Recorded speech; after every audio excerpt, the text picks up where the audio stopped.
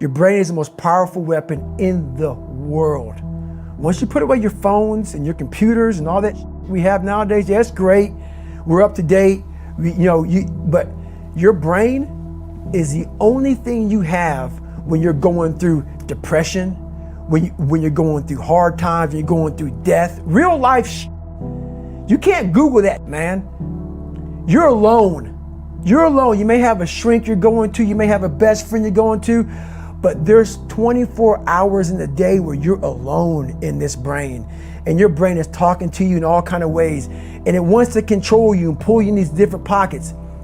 If you can't control your own brain and your brain controls you, you got to tell your brain where you want to go and how you want to go and how you want to get there. You got to control it. If not, it's over. What existed for me was, okay, man, how am I going to make this work? And all I knew back then was hard work. The only way anything gets accomplished. That's all I heard back in those days. You got to work hard. You got to work hard. I'm not getting I can't get this paragraph. I can't remember what the in this paragraph to pass this test to get in the military. Read again. Still not getting it. Read again. But if you're not getting it, write it out. And that's how I started learning. Okay, well, I got to write out everything I do. And then write it out again. And write it out again. And guess what happened? I got it. I got it. I can't swim. I'm negative buoyant. Go back again. I can't swim. Go back again. Go back again. Go back again. I got it.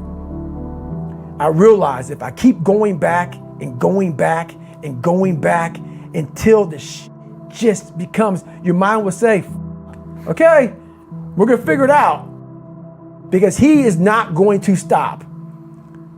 It's not like I'm going to try one more time. No, it's just like alarm clock goes off, boop, we're going back.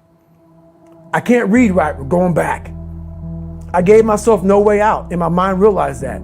They said, okay, we're going to adapt and overcome now.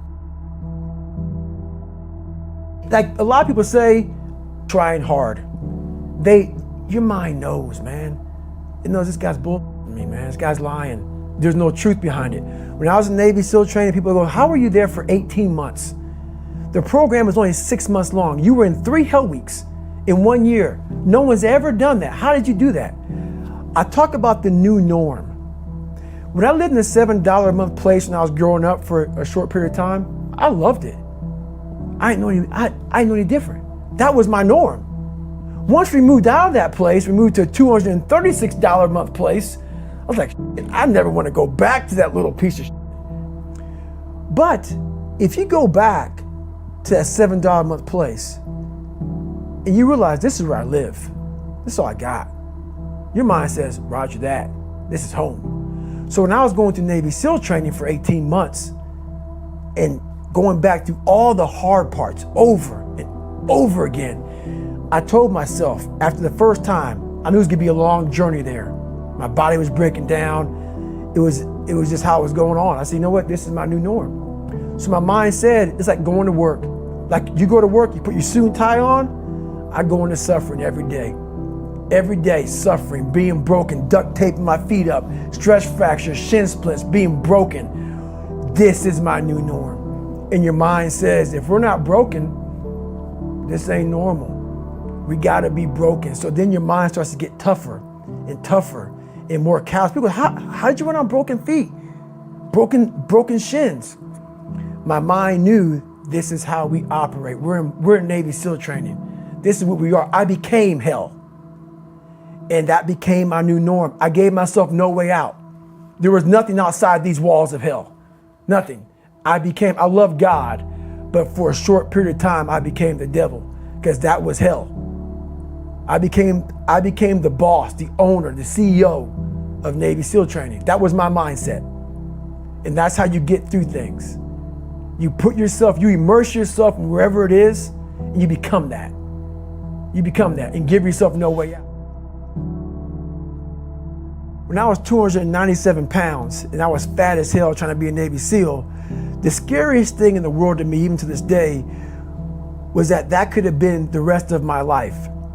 I thought then I was trying hard. That's the scariest thing in the world. I thought then 297 pound, working for Ecolab, spraying for cockroaches, making $1,000 a month. I thought that was me at my 100% potential. Come to find out, a few years later, I wasn't anywhere near that. 106 pounds less, graduated Navy SEAL training, went on to do all these other things. Looking back on that, that was me trying hard. That's why people gotta understand, what is in us, we have no idea until we start trying hard. And I mean really trying hard, where you're obsessed with, hey, this is my new norm. My new norm is that, wow, this isn't always fun. It's not always meant to be fun. And that's when you know you're trying hard. People hear my story and think this guy is sadistic. I realized how the brain works. I figured out how the brain works. I'm a scared kid, and that's what gives me so much power. I had no foundation, and I built this off of just researching the mind. The feeling you get is basically invincibility. You realize that you can't do it all the time.